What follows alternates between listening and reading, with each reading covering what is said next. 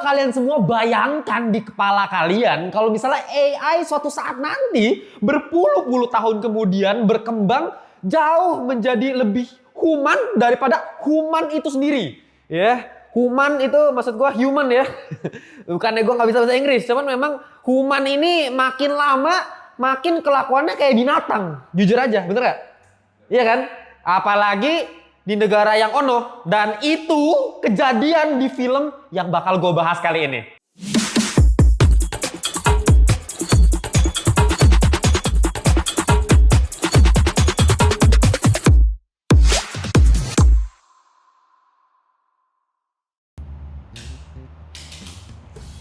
Welcome back to Ngelantur Indonesia. Skui nonton, skip blow on, jangan lupa. Oke, kita kembali lagi di segmen review mengenai film. Aduh, lupa lagi gue judul film. Iya, The Creator. Aduh, udah mau copot kan bini gue ya. Nah, kali ini gue pengen bahas mengenai film yang baru aja rilis minggu kemarin sebenarnya. Cuman kali ini gue baru sempet review ke kalian. Dan ya ini adalah film sci-fi, bukan sci-fi tapi sci-fi ya bacanya ya. jangan lokal-lokal amat lah ya. Kita belajar bahasa Inggris. Kayak kemarin gue dihina lagi, kemarin gue gara-gara bilang how dare you, gue tulisnya pakai dare, D-H-R.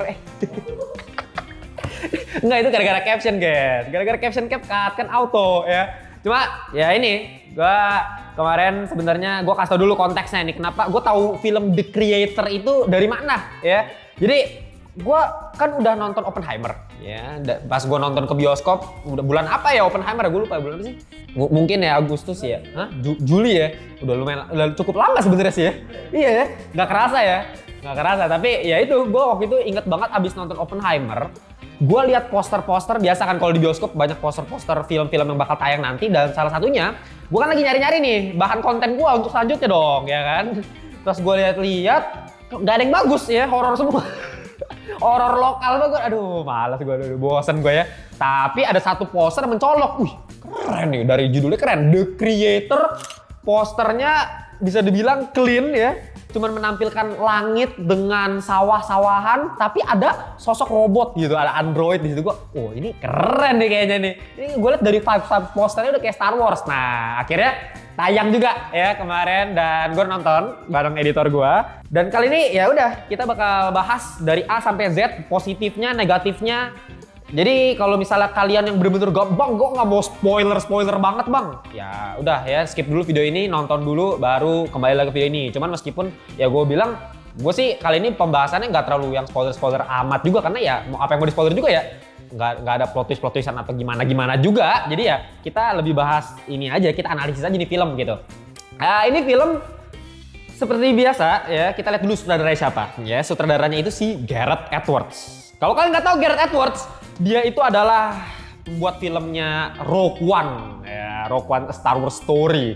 Ini adalah sebuah film Star Wars, bisa dibilang spin-off, bukan masuk dalam main movie-nya Star Wars. Kalau main movie kan ada 1, 2, 3, 4, 5, 6. Gak usah nanya yang 7, 8, 9-nya, gak penting. Nah, Rogue One ini itu bisa dibilang tuh timeline-nya itu di keempat sebenarnya. Jadi 1, 2, 3 setelah si Anakin itu jadi Darth Vader, baru Rogue One nih. Nah, Rogue One baru sebenarnya masuk ke 4, 5, 6 yang Luke Skywalker. Nah, si Gareth Edwards ngedirect film ini. Di situ ada Donnie Yen lah, banyak aktor-aktor yang keren-keren, dan filmnya bagus banget. Dan Gareth Edwards ini juga sempat membuat film Godzilla. Ini adalah awal dari Monsterverse ya, tahun 2014. Dan Monsters dia juga yang direct, sempat ada sequelnya juga. Jadi rata-rata film yang dia buat itu ada sequelnya. Jadi mungkin aja The Creators ini juga bakal ada nih ya. Mungkin mau dibuat franchise, ini awalan sebuah franchise. Dan secara film gue bener-bener ngerasa ngeliat Rogue One di film The Creators ini sih. Bahkan sampai ada satu senjata, kalau kalian inget, kalau kalian udah nonton ya, di trailernya juga ada kok nggak salah ya, The Creator itu ada senjata namanya Nomad ya. Ini senjata ngeri banget pak, penghancur. Nah itu ya sama aja kayak Death Star kalau di Star Wars.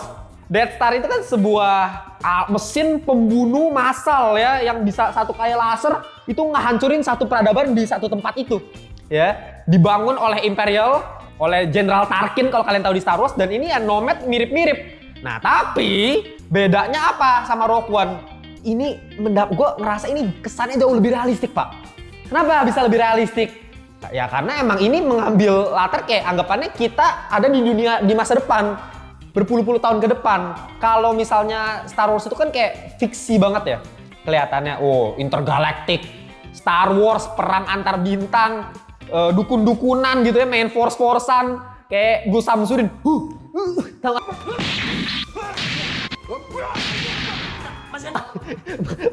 Ya, itu kan fiksi banget. Nah, kalau dari The Creators ini benar-benar gak ada hal-hal yang fiksi, bisa dibilang semuanya make sense.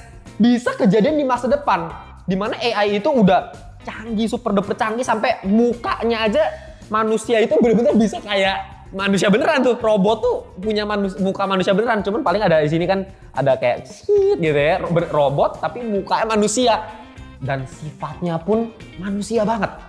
Nah, ini gue kasih cerita dikit mengenai sinopsis singkat The Creator ya. Ini menceritakan di mana di masa depan AI itu udah secanggih itu yang tadi gue bilang, tapi satu ketika si AI ini meledakkan Los Angeles ya dengan nuklir. Jadi terjadi ledakan besar di Los Angeles, banyak juta-juta manusia yang mati dan AI itu disalahkan gara-gara ledakan ini. Tapi apakah benar AI yang melakukan? Kalian nonton nanti di filmnya. Nah, ada satu karakter di film The Creator ini namanya Joshua, diperankan oleh John David Washington. Di sini dia ditugaskan untuk ke Asia Baru. Nah, jadi di film The Creator ini ada yang namanya Asia Baru. Itu kalau kita lihat kan kita awalnya bingung ya, Mel, ini di mana gitu lokasinya ya. Bahasanya macam-macam. Ada yang bahasa Kapun-Kap ya, ada yang bahasa Jepang, ada yang bahasa Thailand. Jadi ini bisa dibilang tuh New Asia lah, Asia Baru. Isinya ya campuran-campuran, bahkan ada Indonesia juga. Ya, gue juga sempet pas nonton, loh, ini kok familiar nih lagunya nih.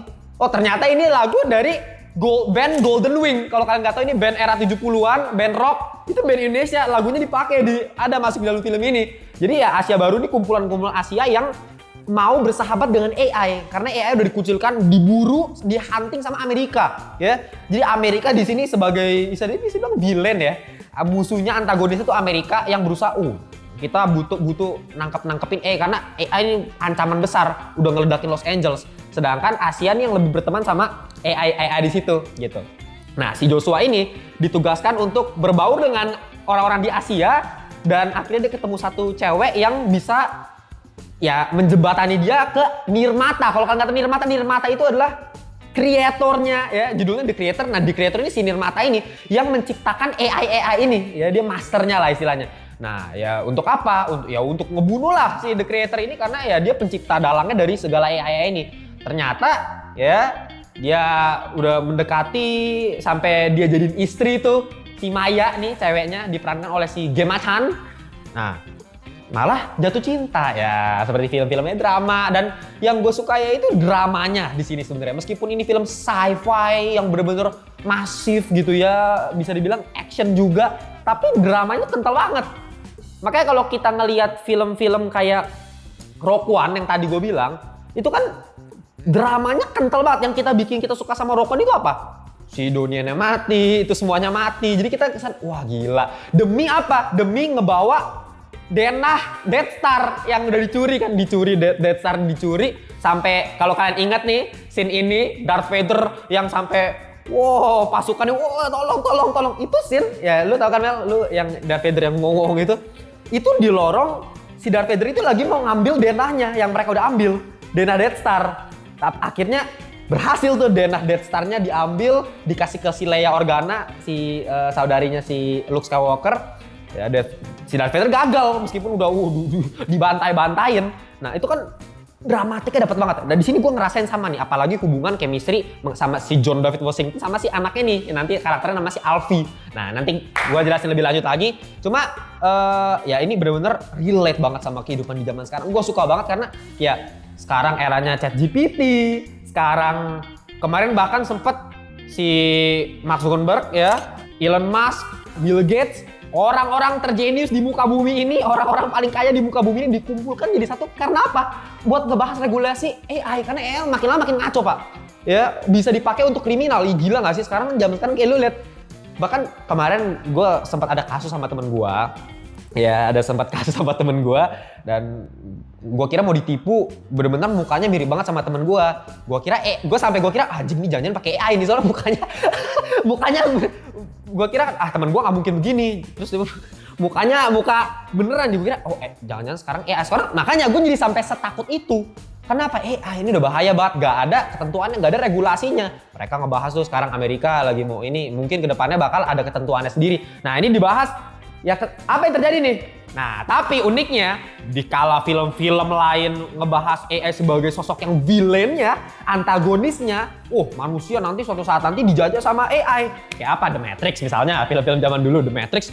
Gila itu orang-orang di situ ternyata cuman dalam sistem komputer doang yang dijajah sama AI, The Matrix. Jadi mereka cuman, wah ternyata ini bukan dunia asli nih, mereka cuma tidurin doang. Udah dijajah, itu gila itu tahun segitu ya, zaman dulu bisa ngebahas mengenai cerita kayak itu keren banget The Matrix ya. Atau misalnya Terminator, apa nih? Gila, ini gua kejatuhan dari mana nih ya? Spider-Fisher ya, kalau kalian pengen cek bajunya, keren banget kan? Linknya ada di bawah ya. Ini baju-bajunya, ini semua kalian bisa lihat ya. Itu semuanya gue yang gambar pak ya. Gue yang gambar pakai tangan gue sendiri. Kalau kalian pengen check out di Tokopedia, langsung ke link di bawah. Harganya murah banget. Apalagi untuk seni yang setinggi itu dari otak gue pak. Spider-Fisher beli aja ya. Plastisol sablonnya juga manual pak. Enak. Gue bukan kayak jersey yang pakai stiker-stiker tempelan gitu. Oke balik lagi atau misalnya kita ngomongin Ultron ya. Buat bocah-bocah MCU pasti taunya Ultron kan.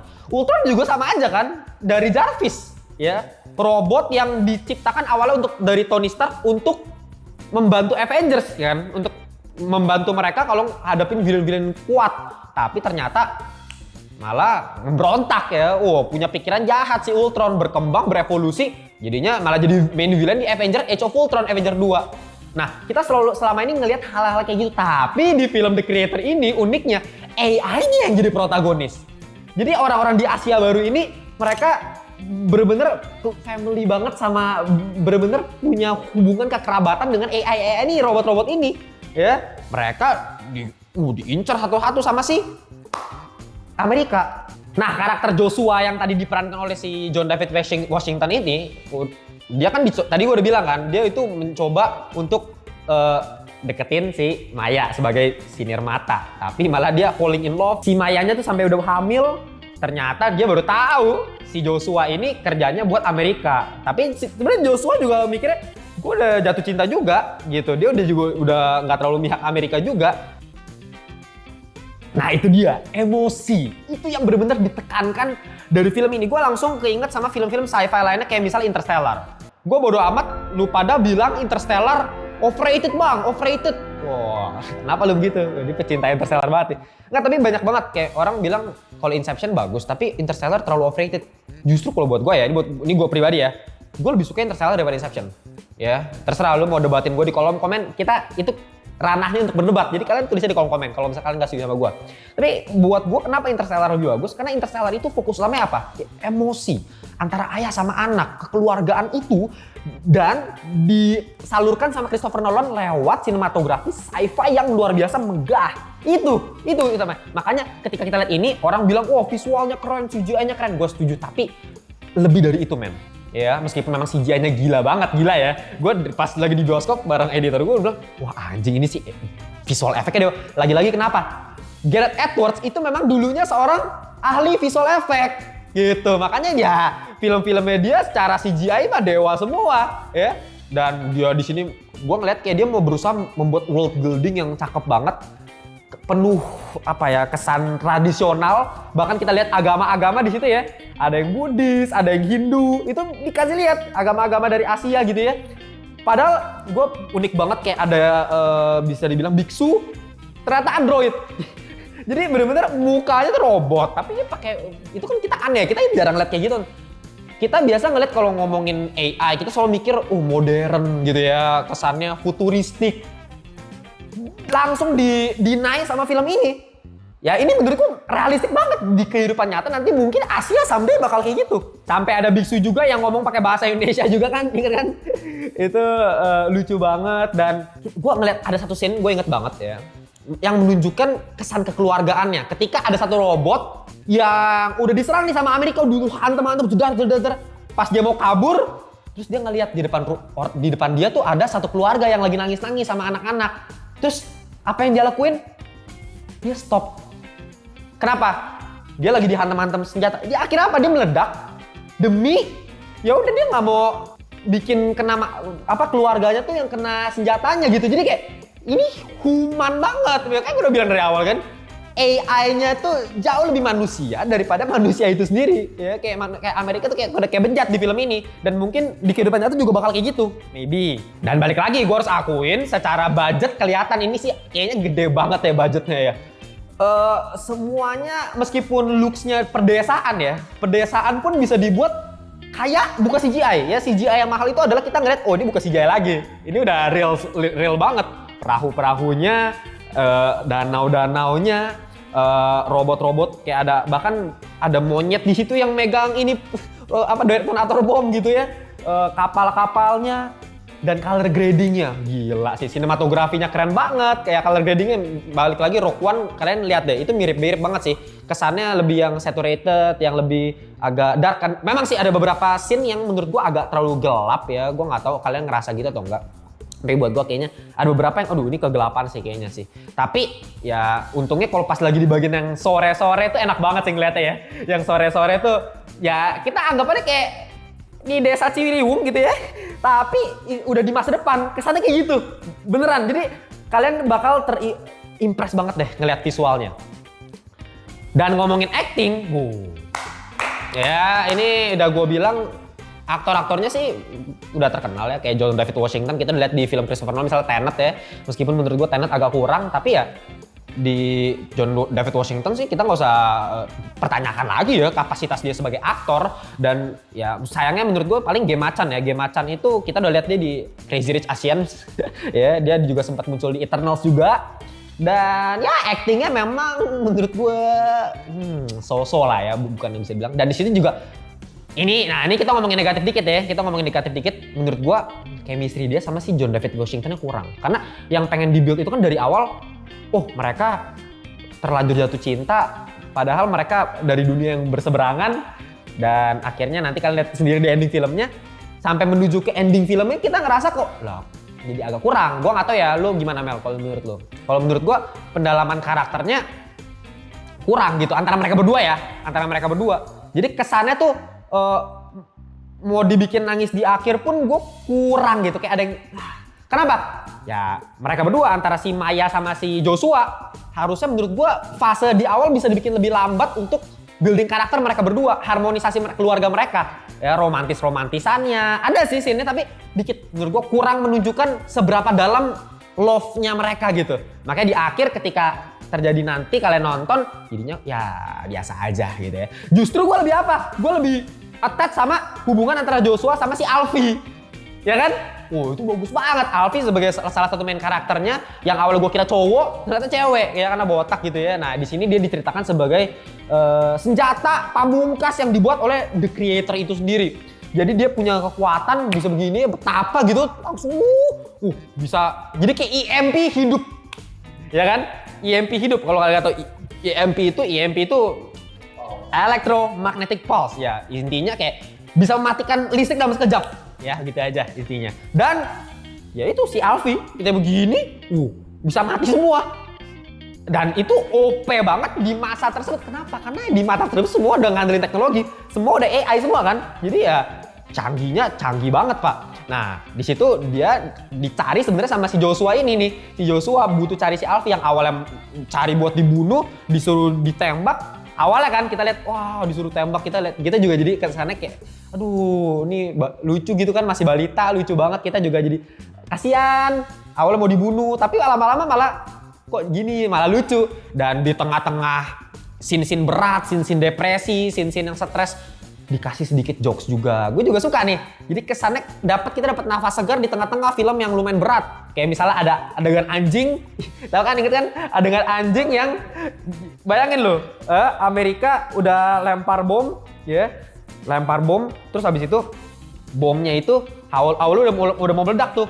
Ada anjing cuk diambil, dibalikin. Itu kan kesannya lagi stres-stres, lagi capek-capek, lihat itu jadi ketawa. Dan kita juga, gue lihat penonton-penonton di sekitar gue juga pada ketawa. Jadi balance lah, lumayan balance, gak yang terlalu depresif banget. Dan gue impress banget sama Madeline Yunavolia sebagai karakter Alfie, Pak. Ini aktor bocil, cewek, ya. Gue tepuk tangan sih. Justru yang bikin film ini begitu kerasa emosional gara-gara dia si bocil ini.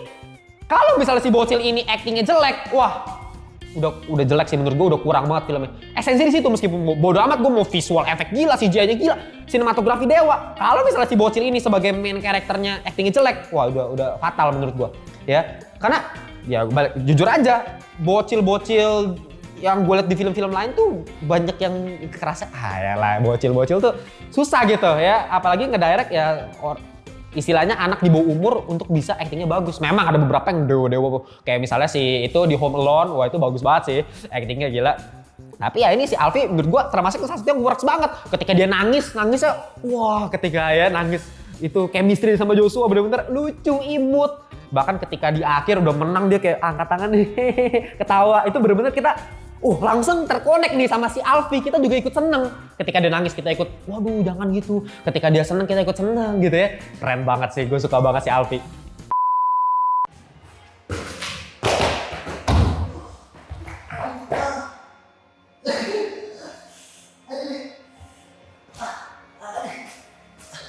Kalian mau punya tempat infinity room kayak gini, langsung cek link di bawah ya, di Untold Studio. Ya, setelah semua hal yang begitu positif dari film ini, memang ada beberapa hal negatif, kayak misalnya ini film gua rasa tuh meskipun gak ada post credit scene ya, tapi kayaknya mau setup franchise sih menurut gua ya. Ada potensi, memang ada potensi, tapi justru itu kelemahannya buat gua. Kalau sebagai stand alone movie ya, ada beberapa hal yang kesannya ini lebih enak tuh dibikin lagi nih sequel-sequelnya gitu ya. Diperpanjang lagi ceritanya, meskipun secara esensi film udah cukup sih. Maksudnya udah nggak ada plot hole, nggak terlalu ada yang berarti. Tapi sebagai stand alone satu film dong, ada yang kesana, ada yang kurang buat gua gitu ya. Dan ditambah lagi kalau buat gua pendalaman karakter tadi yang gua udah bilang antara si Joshua sama si Maya, si Gemma-chan yang ya kalau misalnya mau dibikin stand alone, menurut gua harusnya lebih komplit lagi tuh. Fasenya kan sebenarnya agak lambat ya, tapi menurut gua lambatnya itu lebih ke arah world building, ya kan? Bahkan di openingnya aja nanti kalian lihat itu ala-ala flashback tapi pakai in media stress, jadi pakai media pemberitaan, perjalanan dari robot dari tahun segini gitu. Nah, itu kan fasenya bisa dibilang pelan satu-satu ya, tapi lebih ke world buildingnya. Kalau bisa menurut gua harusnya lebih diperdalam lagi antara Joshua sama Maya di awal, jadi kesannya di akhir lebih puas lagi gitu. Kalau misalnya mau dibilang stand alone, tapi kalau emang mau dibikin lebih nanti ada film keduanya ternyata gini nanti mau dibikin dimacem-macemin lagi ya oke sih, ya oke. Dan ya gitu aja sih review singkat gua mengenai film The Creator ini. Cukup impress gua, apalagi film sci-fi tahun ini menurut gua ya the best sih ya bisa gua bilang. Kalau mau ngomongin sci-fi ya tahun ini nggak ada lawan sih, emang visualnya gila banget ya. Yang di jembatan tuh gila banget ya, di jembatan ya, yang robot yang juk terus diginin sama ini ya, sama si Alfie. Wow gila, itu kayak oh my god, this so cool man, gila. Ya keren banget sih, keren banget. Kalian ya puas-puasin mata kalian nonton film ini sih ya. Dari gua final score untuk film The Creator ini adalah 8,7 alias cakep ya, cakep abis. Memang kalau mau dibilang 9 belum kali ya. Ya balik lagi karena kalau sebagai stand alone movie karakternya masih kurang, meskipun emosionalnya dikit lagi bisa mantep gitu, bisa emosional gitu. Ya cuman sayangnya memang harus dibalancing sama visual efeknya yang gila. Jadi memang sulit sih mau dibikin Interstellar tuh susah tuh. Ya makanya gue bilang kenapa Interstellar bagus, karena visual efeknya segila itu, sinematografi segila itu, tapi emosionalnya bisa diselipkan dengan seindah itu. Ya, bahkan yang ketika si orang itu kan bapaknya, si ayahnya yang nangis di itu kan kayak oh my god, tambah lagi soundtracknya itu kan yang bikin gitu kan, sampai deh lagunya nih kan denger, oh my god, itu kan bener-bener langsung lu nggak perlu narasi apa-apa, lu nggak perlu dialog apa-apa, lu cuma dengerin lagunya, lu langsung kena gitu hati lo. Nah ini yang mungkin menurut gua agak kurang gitu ya di film ini, tapi selebihnya nggak ada kelemahan yang berarti buat film ini, cakep banget ya. Gitu aja review dari gua. Kalau kalian punya pendapat yang berbeda mengenai film The Creator ini, kalian langsung tulis kolom komentar ya. Gitu aja, dan jangan lupa follow kita di Instagram, di TikTok, Dan ya, kalau kalian pengen join kita di grup WhatsApp Ngelantur Corps, join aja linknya udah gue taruh di bawah. Kita ngobrol-ngobrol seputar perfilman, TV series, dan anime. Ya kita ngobrol, udah banyak kok Ngelantur Corps yang ada di grup situ ya. Kalau kalian pengen donasi, linknya udah gue sediain juga. Kalau kalian thank you udah gue bikin konten, silahkan donasi gitu. Kita jumpa di video berikutnya. Bye-bye semuanya.